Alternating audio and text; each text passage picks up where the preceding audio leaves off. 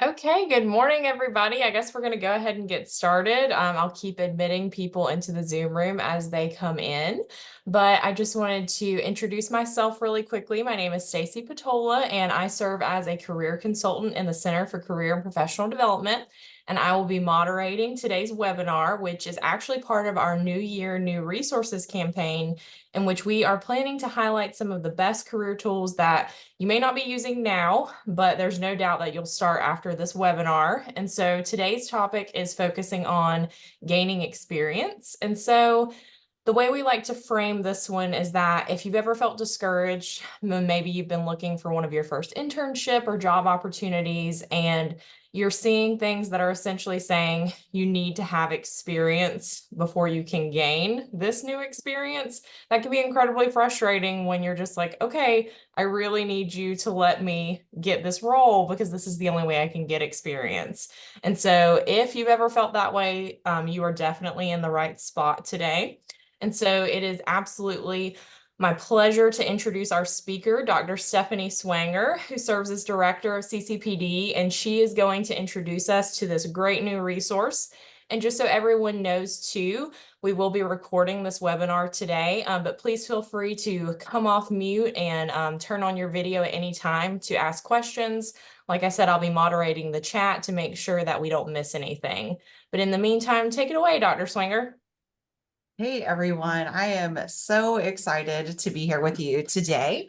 I'm going to show this slide again at the end, and I think most of you have been able to get checked in because you have come to us from Handshake. But if there's any doubt that you have been checked in, we would ask that you scan this QR code really quickly and enter your MUID, just the ID, not the full email, and that will get you checked in. But if you haven't already gotten checked in, no worries. We're going to jump off this screen, but I'll put it again at the end so that we can make sure that you get the follow-up to this when this recording is available. And so, as mentioned, we're going to be talking about gaining experience. It's one thing, last week we focused on that idea of how do you explore your career and yourself, and how do you confirm the decisions you made, or how do you look for a new path? And so, we're building upon that today to talk about the platforms that we have available to students and alumni. But how do we gain experience? How do we find the right opportunity to pursue based off of the skills we're looking to build on and based off the career path we are looking to pursue? There is no one right or wrong way of doing this. And so last week, our presenters kicked us off with this great quote from Steve Jobs that just says, "The only way to do great work is to love what you do. If you haven't found it yet, keep looking and don't settle." And so Stacey and I are going to have a little conversation here really quick about how do you confirm that you might love what you're going to do, and what happens if you gain an experience that isn't quite lovely and isn't quite what you want to do.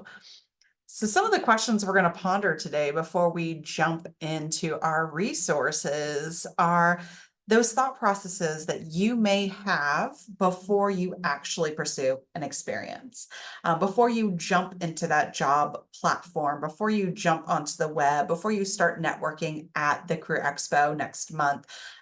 You really should ask yourself a few good questions to help hone in on what it is that you're looking to pursue.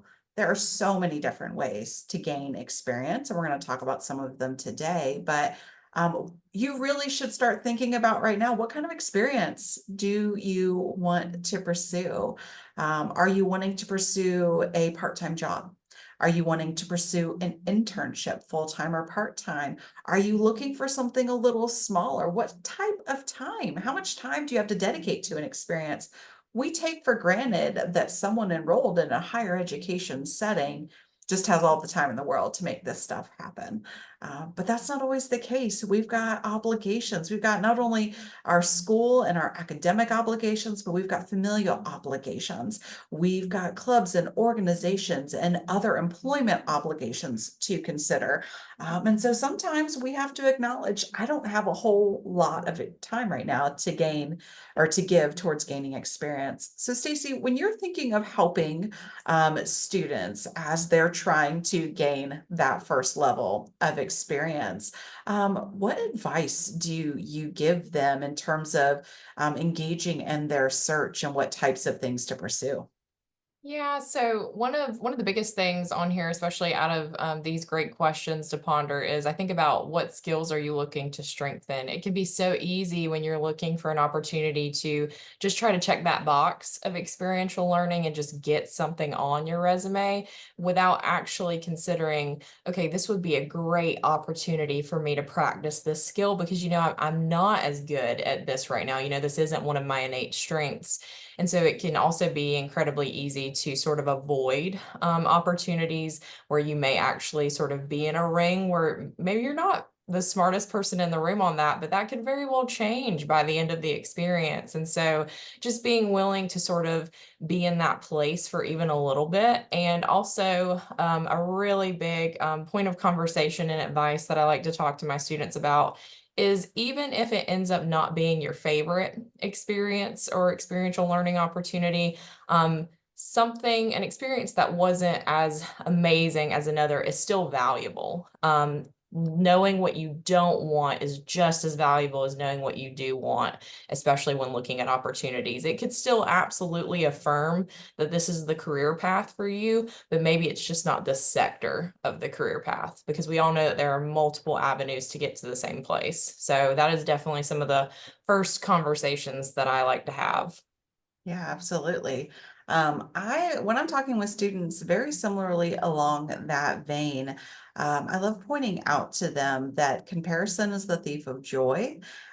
So often we look at our classmates and we look at fellow alumni and we see, oh, they started the same year I did. They were in the same cohort. They have the same major. They even have the same target list of employers of whom they want to work at, and they seem so far advanced, or they already have so much experience. They're coming into this with so many certifications, or they have already had 2 internships, and I feel so behind. We are in a really competitive environment, y'all. Like, I'm not going to deny that the job market can be competitive, and our work here at Mercer and within the Career Center is to help students stand out among the competition. But I really want to challenge each one of us to get away from that idea of comparing ourselves to our fellow classmates or to what we feel those shoulds, what we should be doing, what experiences I should be wanting to go work for the top tech company because I'm a computer science major. Well, what happens if that's not your jam? Just like Stacy said a second ago, like what happens if you get into that experience and you suddenly realize your favorite company is no longer your favorite company? I would rather you have found that out through a career field experience here during your enrollment than to get into your first full-time job where you've committed, you've moved across the country, you're working for them, and then all of a sudden you're going, oh, well, Nelly, I made the wrong the choice. Maybe my top company is no longer my top company. So we really want you to stop and think about what types of experiences can you commit yourself to. And so really quickly with that, before we jump into our platforms, one of the things that I always have to talk with our students and with our alumni is that there's multiple ways to gain experience, right? Obviously, we think of the traditional job and internship. Those are going to be your 2 ways to gain experience.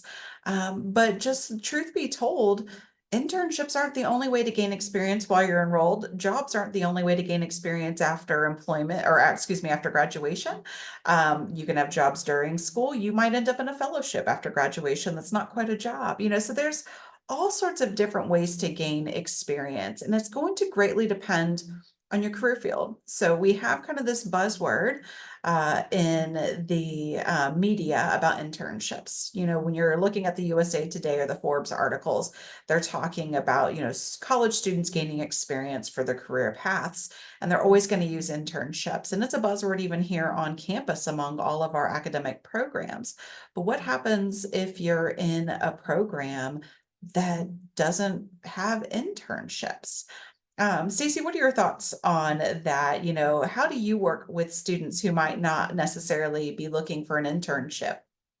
I think it can be hard sometimes, especially when it's not a requirement, because we all know that this, you know, career and professional development is absolutely something that should be on the forefront of your brain at all times during college. But we also know there are so many other things that you're doing, both in and out of the classroom, whether you're involved in a leadership opportunity, maybe you have a part-time job that you have to get to, you've got your studies and everything else. And so it can be very difficult when that internship or experiential learning isn't actually required of you in your major to actually think that it would be helpful. Because I think sometimes it can be very easy to think, well, okay, if they didn't require it, then I must not really need it for this industry. And so that's not necessarily the way to think about it, simply because of all the things that you're probably involved in, they all add to your experience. Sometimes I've seen people go on Mercer on missions, and I find that out as we're going over their resume, but I don't see it anywhere on there, and they didn't actually see that as an amazing opportunity getting career field experience, but it absolutely was. And so sometimes you could be doing a lot of things not realizing you're getting that experience. So just know that even if it's not an official formalized internship, there are other methods, just like Dr. Swinger said, just multiple avenues to get to success in the same place.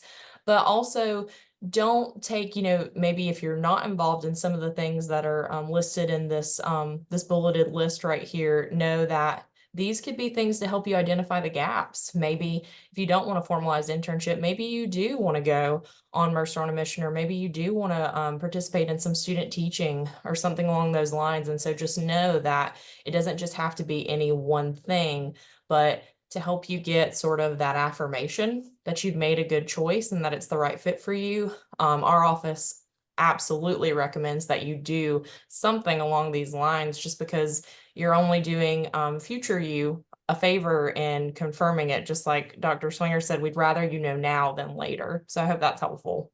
Yeah. Simply put, these experiences are your ability to apply what you're learning in the classroom in your chosen career field while being supervised by someone in your potential field. And that's what really makes this unique, as opposed to maybe going out and volunteering or doing an informational interview where you're trying to learn more about the career field. This is your ability to actually apply yourself. I'll give a shout out to my education majors. Education majors don't do an internship, but they do a full semester of student teaching. That is a career field experience. On the flip side, we've got our nursing students who go out and do clinical rotations, do extensive clinical rotations. The media is not talking about that. They're using that buzzword of internship. And so when we talk today, we are going to talk through kind of that lens of job searching and internship searching through these platforms. But I want you to keep in mind that, just as Stacey said, your experience might not be listed up here, or your particular situation might be so unique. Maybe you're a master's student who's coming to your degree already with some work experience, and maybe an internship may or may not be required of your program. Does that mean you should or shouldn't pursue it?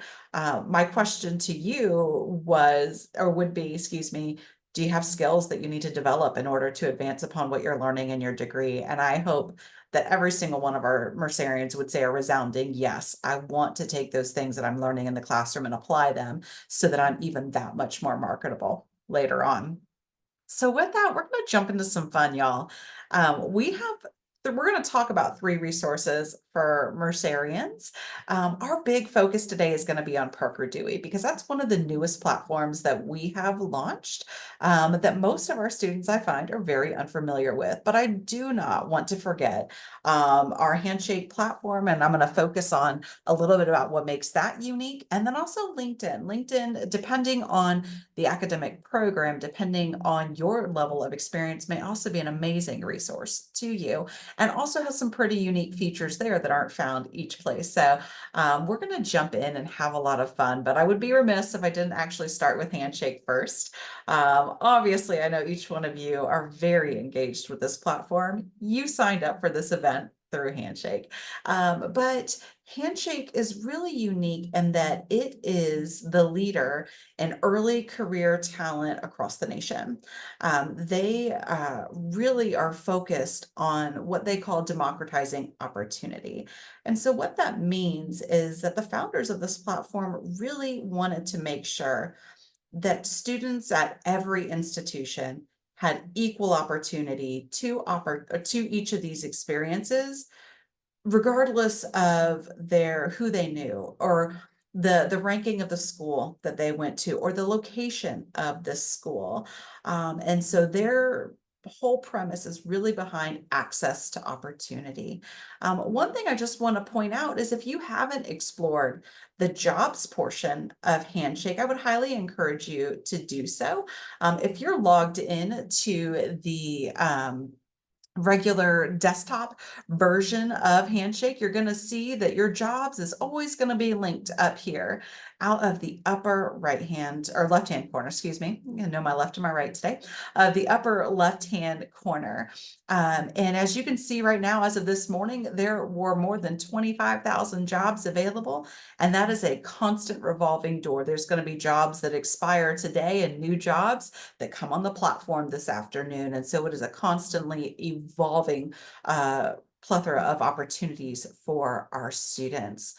What is really unique about Handshake is that they are using AI, and they are constantly sourcing to the top of when you get to this page the jobs that they think are going to be applicable to you. You have access to all 25,000 jobs.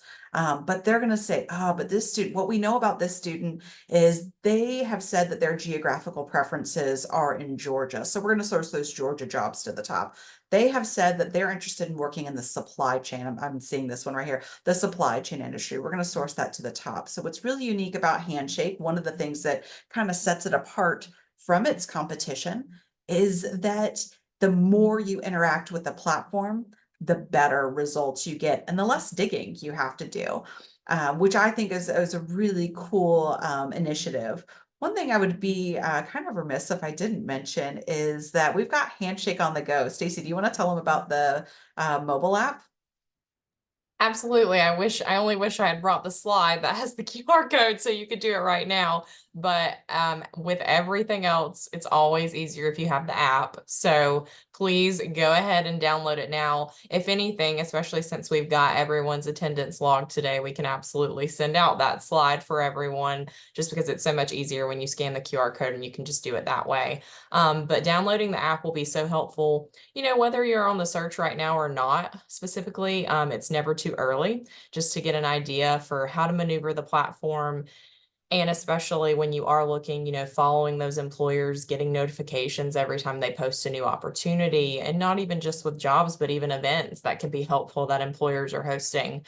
You'd be surprised how many employers host resume workshops talking about the types of things that their company would be looking for on your document and just giving you these very exclusive opportunities to learn how you can gain entry into that company. And especially if it's a company that you really want to work with, taking advantage of those kind of opportunities, the best way to start is following an employer and just being very aware of some target positions and companies that you'd be interested in working with. Yeah. One of the things that I love, and I tell any candidate that is in the search, or as Stacy mentioned, that may not even be in the search, is the app really allows you to take your job search on the go.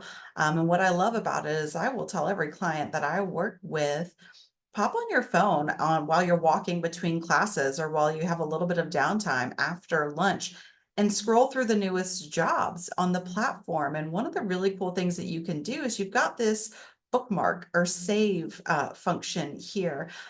You can scroll through in that 10 minutes you've got between classes or before your next event begins. You can bookmark a couple jobs, and then at the end of the day, you can come back to your saved job. So you don't have to apply for them right now. but you can bookmark, oh, I was really interested in that human resources position with the Department of the Treasury. Let me go ahead and bookmark that. This looks like it's got some promise.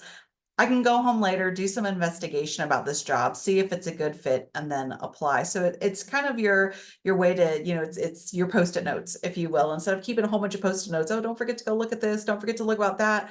Or even pull out your whole laptop. You can use Handshake on the go to make that happen for you. I think it's really exciting too, especially having the app is just like Dr. Swinger said, doing it on the way to class. There's just something so satisfying about being able to get more things done when you're on the go in between classes. I know a lot of you are probably like that. And so, like she said, just to be able to look at some, even get excited about some of these position descriptions that you're seeing and saying, like, okay, and now I know, like, I'm going to go look at these when I get home. And then you can evaluate, okay, how do I move forward? Do I need to make an appointment with my consultant to talk about my documents so that I can hurry up and get these submitted for? It's a really great way to start thinking about your search, that it doesn't just have to be this very formal sit down thing when you get home at your computer. You can truly take it with you everywhere you go. And you can be saving these things along and along, in the tiniest like moments in life, even if you're over in the UC waiting in line at Chick-fil-A. It's giving you something to do, but also something really important because this is your career that we're talking about. So Yeah. With that, one of the things, and I see we've got some stuff in the chat. Oh, thank you. Ashley, yes. our lovely colleague, has put in the QR code for the app. We appreciate you, Ashley. One of the things I wanted to point out is Handshake has some pretty unique features that other job search platforms don't offer. If ever you're on the platform and you see this idea of fresh, what does this mean, fresh? And fresh is the ability for you to know that this job just came on the platform. It hasn't been out there very long. It may not have a lot of applicants. And so it's their way of trying to say, hey, this job might be worth checking out. You may not have seen this one before. What I find really engaging are the next two features of Handshake that you may or may not be aware of. One of them, when you see a job posting that has a staff member attached to it, you might be wondering why. Well, when you open up that job posting, you will see that you have an immediate opportunity. This recruiter has made themselves available through that job posting to chat with. And so you can send them a message, you can schedule a time to chat with them. And that's not necessarily something you readily find on a job posting, where if you are interested in this manufacturing engineering job, you open it up, you can see all the details, the requirements, the skill sets, all the KSAs. And then you can say, hey, Michael, I actually had a question, about your company, and you can reach out directly to the employer, which I think is a really key piece to Handshake. One of the other things that you'll know, we've got Glassdoor, we've got Indeed, we've got all of these different platforms where you can provide reviews on your company, and Handshake is no different. But what I do love about it is it connects the reviews right with the job posting. So if you scroll down in that job posting, if this is a company that has reviews, they start to link them right in that job posting. So you don't even have to go hunting for them. What is also really unique about Handshake, as not only do they offer reviews of the company, but they also offer reviews of the interview process, where you have a student who can literally tell you, hey, this is what my interview process was. Here's a cool question I was asked. Here's what I wish was a little different, or here's my advice to fellow students who might be applying. So again, I just wanted to take a moment. You may not be familiar, so this might be a resource that you haven't used yet as part of Handshake. So we wanted to be able to share those with you. Similarly, we'd be remiss if we didn't mention LinkedIn. If you don't have a LinkedIn profile, we would highly encourage you to get a LinkedIn profile. There are especially, for some of our students, I'm going to use our business students actually as an example. LinkedIn is essential to your ability to network and connect with other business leaders. And so just wanted to make sure that if you don't have a LinkedIn profile yet, we want to make sure that you have the opportunity to come chat with one of us to talk about the importance of this platform. But one thing I really like about LinkedIn is that they have not only their own job search function. So this was just me having a fun little search this morning. I just typed in the word manager just to see what would come up. And we got 450,000 results, just a small little batch of jobs for you to look through. But you can immediately see through LinkedIn all of the different opportunities. Just like in Handshake, you can save your search and set alerts. But what makes LinkedIn stand out among other platforms is that you can add the open to work opportunity or frame, excuse me, to your profile picture that allows others to know that you are seeking opportunity. And likewise, you can see who's hiring when they add the hiring border to their picture. This is something really unique that LinkedIn offers to its members to connect recruiters with those that are seeking opportunity. And so again, if you haven't engaged in LinkedIn, we would highly encourage you to do so. But to the star of our show, we really want to talk about Parker Dewey.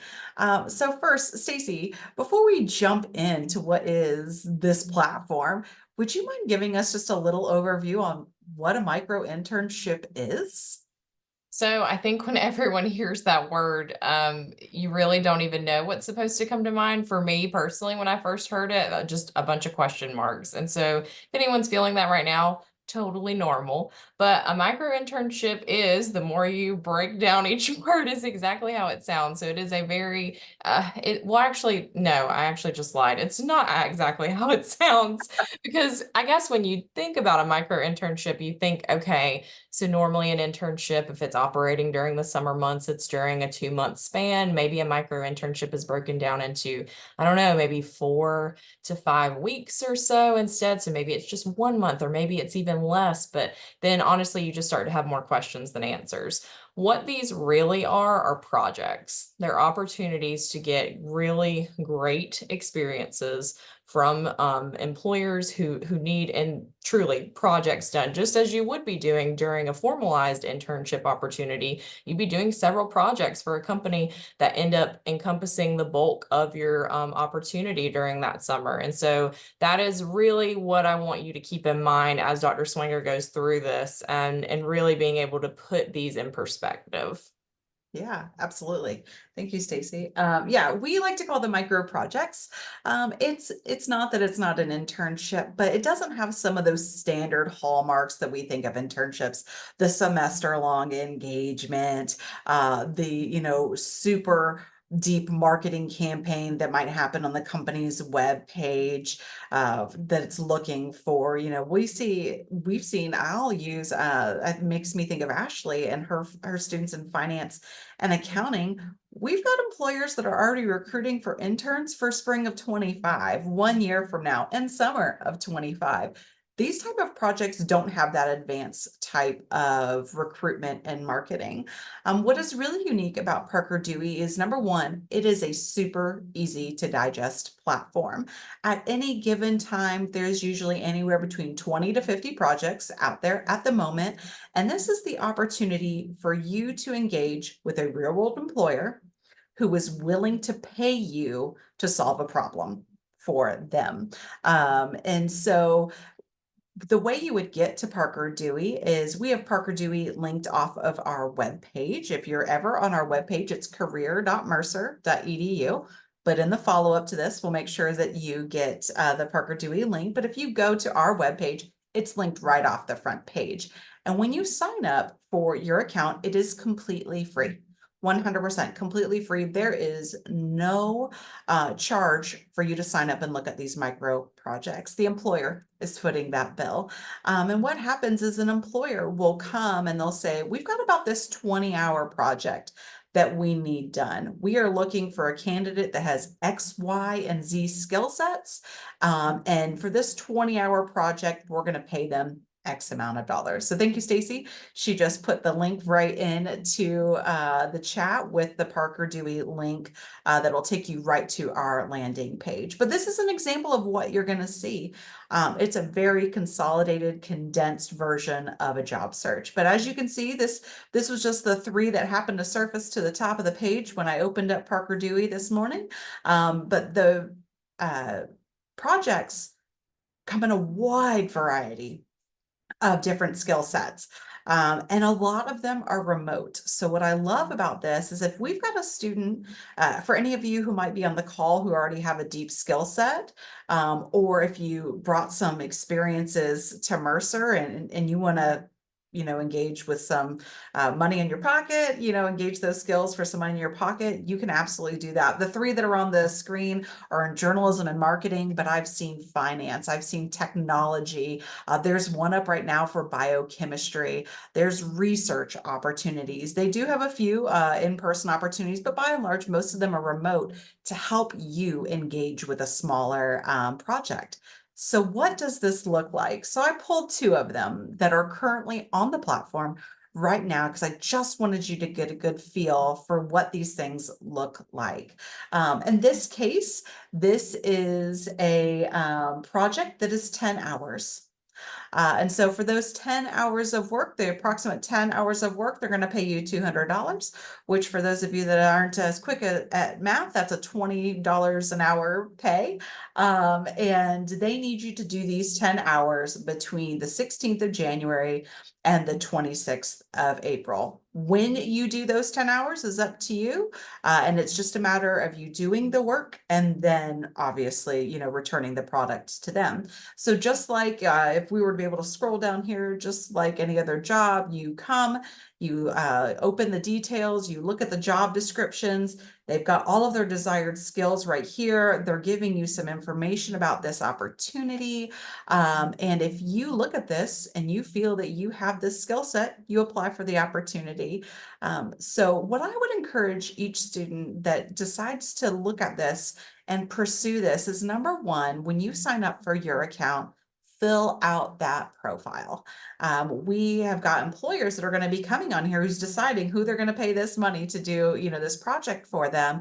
They're going to look at your profile. They're going to look at your documents. They're going to look at the documents that you provided when you applied, but fill out that profile to the best of your ability because they do use that information to source candidates and to vet candidates.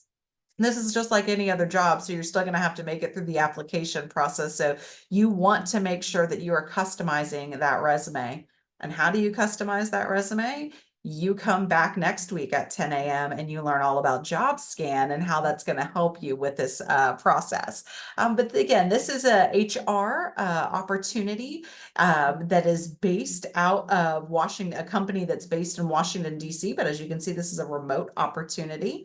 And again, $20 an hour for 10 hours of work. This is a perfect opportunity for a candidate who cannot commit to a full 16-week, 10-week internship or a full-time or part-time internship. But maybe, between now and the midpoint of the semester, you've got 10 hours to give and you need a little bit of extra cash in your pocket. What is really cool, of course, about these opportunities is then this immediately translates to something that can go on a resume where you can say, I worked with the embassy group to solve this problem for them, and here's what I did. So again, this is just one of many opportunities that are out there right now. Another one to kind of compare and contrast, just a different opportunity that's out there, is a financial analyst and technology consultant position. This is a 50-hour project. So again, a little bit more extensive of a project, but they need this work done really quick. So this would have to be a candidate who knows I've got this amount of work to dedicate. I can dedicate almost 25 hours a week to this project, but the payoff is $25 an hour. So what you will find a lot with these projects is that these are real world projects that these companies need assistance with, but maybe it might not fall within the parameters of one of their full-time employees' job descriptions, or maybe they need a few extra hands to a larger project that they might be working on. The other really cool project, or the other really cool perspective I'll say of this is that this is also a great way for companies to try out new employees. You go and do this 50 hours of work for them, you deliver, an impeccable product. they might come back to you and say, we've got another project for you, or would you be interested in a part-time role with our office? Or, we see that you're graduating in May. Are you looking for full-time roles? And so, again, the projects vary. We've seen video production, social media creation, just tons and tons and tons of different things. So really quickly, I'm actually going to pull this up just to show you what the whole platform looks like, just so you can get a good feel if you haven't logged in yet. But this is the platform. This is platform live as of right now. You'll see, we've got technology, we've got donor research, operations, human resources, which is the one we've looked at, IT and finance, all sorts. Here's the one I was telling you about biotechnology, biochemistry, marketing, just tons of really cool opportunities to engage again with a project that is needed, very needed at this employer. The way that this process works is that these employers have reached out to Parker Dewey. So when you sign up for a project and you're selected for a project, your payment actually comes from Parker Dewey. This company gives Parker Dewey the money and then they pay you. So what Parker Dewey is, they are taking on that payroll piece so that it's a seamless project experience for both you and the employer, so that there's not all of the process of every time you do a project for someone having to fill out the necessary tax paperwork and all of that information. One of the things that I will point out is we always get the question of, does this apply for international students? Are international students eligible for these types of experiences? And what I do want to point out, because I'm going to show this to you just so you can exactly see where this lives on our webpage. Here again, here's our micro internships right off the front page. But if you scroll down on our landing page that Ashley provided in the chat, or excuse me, Stacy provided in the chat earlier, there's a lot of information, but there's right down here, information for international students, DACA or undocumented students, and then they have Parker Dewey, the platform has a lot of additional information to assist those students, which does make their platform a little unique in that they're already thinking ahead to how to answer some of these questions for you. And so I just wanted to point that out for students that might be looking at these opportunities. I'm going to open the floor. Stacy and Ashley, I know Ashley, you're not, you're on here with us, but not necessarily part of the presentation team. Do y'all have anything to add or any excitement to add around the Parker Dewey platform? I absolutely would just love to add my own excitement. I wish I had thought of this myself. I think this is such an amazing opportunity. Again, I mean, like it doesn't just fulfill, the purpose behind this webinar, which is, okay, I need experience to gain experience. This truly is doing so much more than that. And it's giving you paid opportunities to hone your skill set further than what you already have, maybe even learn a new one. And you're doing it through these very legitimate ways, getting networked into these different companies that maybe you wouldn't have come in contact with normally. And so it's not only opening up your own network, but it's just giving you more opportunities to add experiences to your resume, to talking points in an interview. It's giving you so much more, I think, than even what it could describe itself on the page. And so, I mean, I couldn't recommend it more. I just think it's an incredible opportunity. And I think the best thing about it too is that it doesn't just cater to one major. As Dr. Swinger already said, this is opening up opportunities for all majors across the entire Mercer community. And so even if you're on here and maybe some of the examples that Dr. Swinger showed today, even if you didn't see your major, don't underestimate the fact that there could be a project, a paid internship out there for you right now, maybe only a few hours, but an incredible payout for you to get that opportunity to add something that maybe if you are in a major that isn't necessarily asking for a formalized experience, this could be a great opportunity for you. And so I think that it's absolutely worth your time. And I look forward to hearing whether some people even on the chat right now have already maybe participated in any of these opportunities. We know this is not the first time some of you are hearing about this platform, but we do know that a majority of our Mercer community needs to know about it. And so we were excited to bring this to you today. And I'm so grateful for Dr. Swinger and just the knowledge that she's gained on the platform. So honestly, just great job. Great job, Dr. Springer. I do have just a few things to add. My perspective is a little different. My perspective is coming from an employer standpoint. Why would they want to use this and not an internship or not full-time employment? I think it's important to note that a major benefit and the reason why employers are using this, and Stephanie, you can add to this, is one, it's a really great tool if they have a problem that needs to be solved and they don't have the bandwidth within their team to do that. This is a great way to have that solution met. Another thing is employers are also wanting to be able to quote unquote try on students. So this is a really great opportunity for employers to be able to have a low commitment, low risk way of being able to bring on entry level roles or individuals that are wanting to come and learn more about the industry or company. So it's low commitment on the employer side to be able to use as a recruitment strategy. But for students, it's lower commitment for you. It's not as long of a time commitment as an internship. Most of these are hourly, so you can fit them in around your practice schedule or around your class schedule, since I know many of you are working or going to school full time. So I think that that's a major benefit. And I do want to point out, it was mentioned briefly, but I want to point out this is a great tool for undergraduate, graduate, alumni. I looked at some projects, don't tell my boss. Um, but it's also really great for international domestic. So great tool. And I'm really excited to be able to help get this into more Mercerian hands. Yeah, absolutely. I think if we just look at the simple nature of it, it works on both ends. For an employer, the ability to even something as deep as this 50-hour internship, micro internship, it is easier for an employer to try on someone and to supervise someone for a 10 to 50-hour experience as opposed to a full internship experience. Even in the summer internship, if you're doing a part-time internship with 15 to 20 hours over, we'll say maybe a 10-week experience, that's 200 hours. They have cut the supervision time down by a quarter by focusing on this specific project. So again, I mean, the trade-off is, of course, that you're going to be coming to some of these projects with some experience, the skill set that they're looking for because they have a project that needs to get done.